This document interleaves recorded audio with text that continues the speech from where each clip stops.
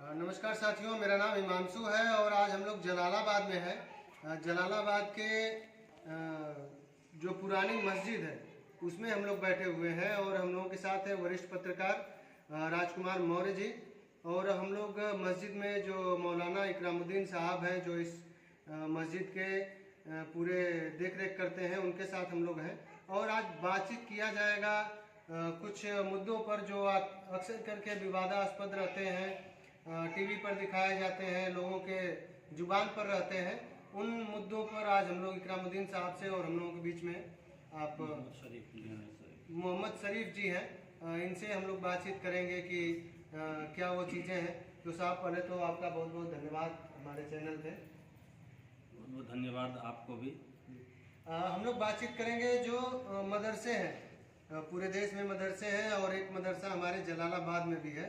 और ये जलालाबाद मदरसे यहाँ से हमको लग रहा है कि 200-300 मीटर दूर है। उस मदरसे की स्थिति के बारे में जानेंगे, वहाँ क्या क्या पढ़ाया जाता है उस पर जानेंगे। और जो विवाद रहते हैं उस पर वो हम बताएं सर कि कैसे लोगों का कहना रहता है कि यहाँ धार्मिक शिक्षा केवल दी जाती है, जो पढ़ाई में काम आने वाली शिक्षा रहती है, मैथ, फिजिक्स, केमिस्ट्री, या फिर अगर प्राइमरी लेवल की बात कहा जाए तो आपकी हिंदी, उर्दू, मैथ, अंग्रेजी और जो भाषाएं होती हैं, साइंस वगैरह, ये सब चीज़ें नहीं पढ़ाई जाती हैं जो दैनिक जीवन में काम आती हैं। ये आरोप हमेशा लगाते हैं कुछ लोग। तो इस पर आपके क्या कहने हैं कि क्या क्या यहाँ पढ़ाया जाता है? पहले तो हम आप लोगों का जनाब राजकुमार मौर्य जी और अपने भाई श्रीमान हिमांशु मौर्य जी, आप दोनों हज़रात का शुक्रिया अदा करते हैं कि आप हमसे मुलाकात के लिए तशरीफ़ लाए हैं। और जिस मुद्दे पर आप बातें कर रहे हैं, मदरसा यहाँ पे तमाम तरह की पढ़ाइयाँ होती हैं। अब चूँकि हमारा गांव बहुत कमज़ोर है, इस हिसाब से यहाँ पूरी पढ़ाई हो ही नहीं पा रही। लेकिन जहाँ तक मदरसे में तालीम और शिक्षा की बातें हैं, वहाँ पे हिंदी, उर्दू, अंग्रेज़ी, मैथ, जोग्राफिया, तमाम तरह की पढ़ाइयाँ होती हैं।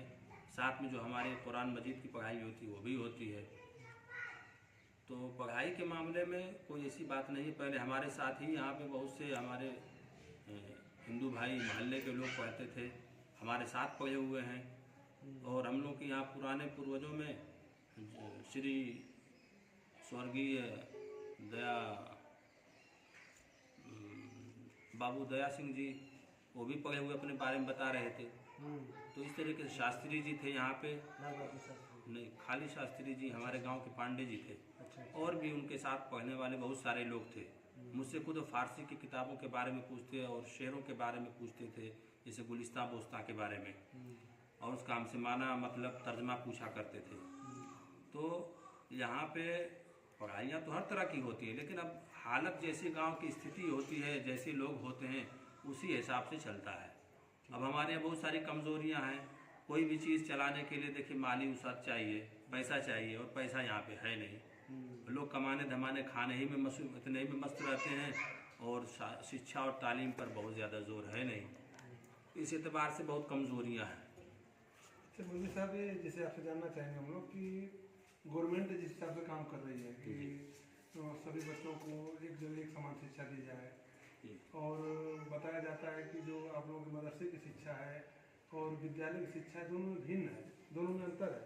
तो ऐसा क्यों है, इस पर कुछ विचार करिए। क्या अंतर है दोनों शिक्षाओं में? अंतर तो जाहिर सी बात है, आजकल मॉडर्न के हिसाब से शिक्षा और तालीम हो रही है और उसमें तमाम चीज़ें आज के हिसाब से चल रही हैं। तो फ़र्क तो अब उतना हम नहीं बता पाएंगे, क्योंकि अब इसके लिए माहिरीन तालीम जो होंगे, शिक्षा के माहिरीन होंगे, वो पूरी बात बताएंगे। एक चीज़ और, जैसे छोटा सवाल बता रहे क्वेश्चन कर रहे हैं आपसे कि जैसे आप लोगों की जो संख्या है लगभग 18 से 20% है जी पूरे भारत में जी।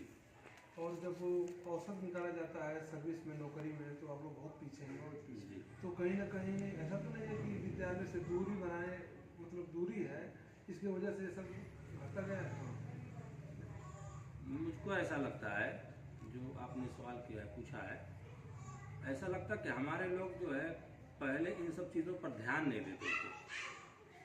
और वो लोग तो पढ़ाई में तो सच्चर कमेटी का आपने रिपोर्ट भी देखा है कि मुस्लिम इसमें बहुत पीछे हैं। और दूसरी है कि जब पढ़े लिखे नहीं होंगे तो सर्विस में कहाँ से आएंगे। अब कुछ सालों से देखा जा रहा है, 10-15 सालों से या इससे कुछ और पहले कह लीजिए, कि इस सिलसिले में बहुत एक तरह से तरक्की हुई है और लोग और जगहों पे आगे आ रहे हैं।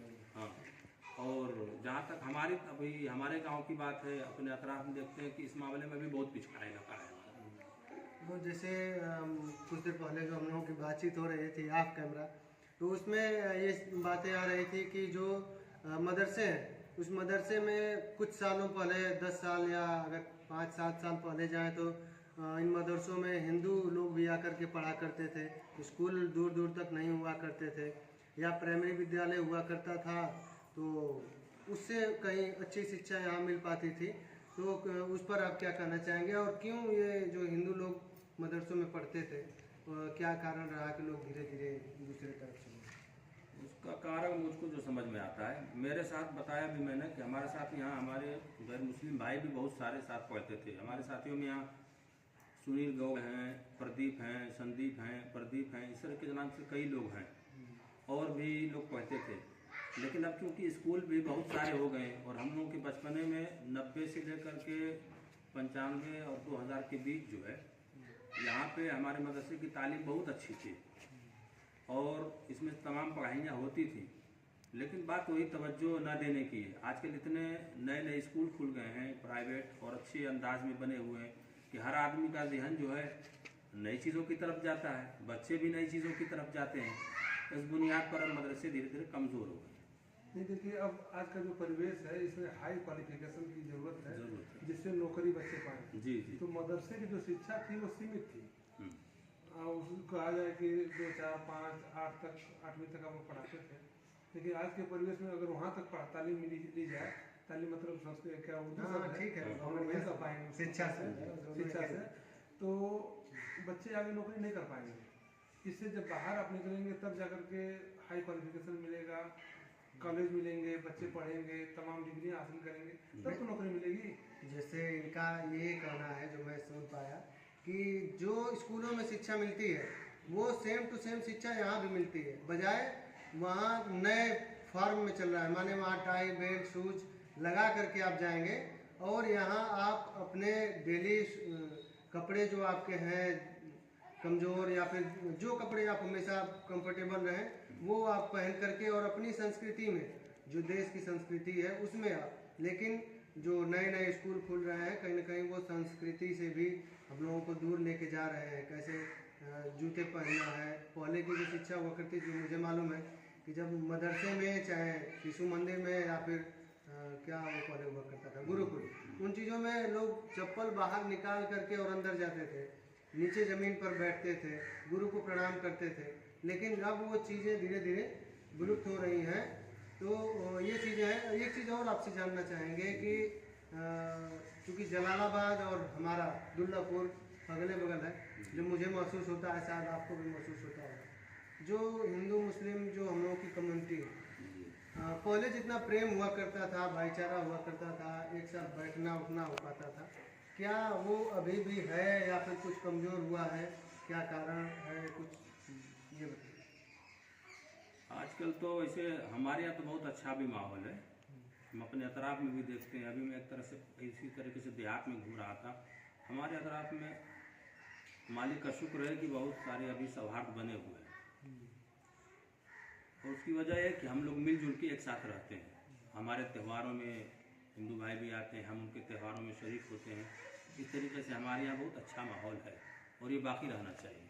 अच्छा, ये जो 2, 4, 5 साल या 10 साल पहले में और आज में जो सौहार्द था, क्या वो आप एकदम दिल से बता रहे हैं कि वो है, कुछ कम हुआ है, कुछ मोटा मोटी बढ़ी है? युवा जो है हमारे आज के नई पीढ़ी के, क्या उनमें नहीं लग रहा है कि कुछ द्वेष टाइप है, या फिर एक दूसरे से बोलने में थोड़ा बच रहे हैं इस टाइप का? उसकी वजह मुझको जो आज समझ में आ रही है, गलत मीडिया जो सारी चीज़ें दिखा रही हैं, उससे बहुत सारे लोग मुतासिर हो रहे हैं। वरना हम अभी देहात में यहाँ से हट के अपने, जिसकी मेरी जान पहचान कुछ भी नहीं, जाके मैंने उनसे बात किया, सलाम दुआ के, सारे लोग बहुत अच्छी तरीके से बातें की हैं। और एक बात और चाहता था, लेकिन थोड़ी सी बात उधर गई।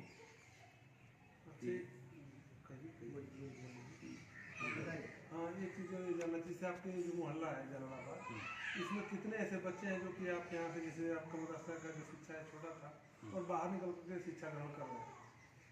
मदरसे से जैसे शुरुआती शिक्षा लेकर के और हाँ, वो जैसे अच्छा होकर के इंटरमीडिएट में या एजुकेशन कर रहे होंगे, इस तरह के बच्चे हैं कुछ?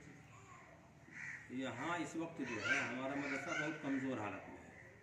अक्सर बच्चे स्कूल जाते हैं, अक्सर बच्चे स्कूल जाते हैं और कुछ टाइम जैसे अपने कुरान मजीद या इस तरह से मुताल्लिक़ जो चीज़ें संबंधित चीज़ें हैं उसको सीखते हैं, फिर स्कूल चले जाते हैं। और यहाँ अभी चूँकि उसका प्रोग्राम पूरा जैसे चाहिए चल नहीं पा रहा है।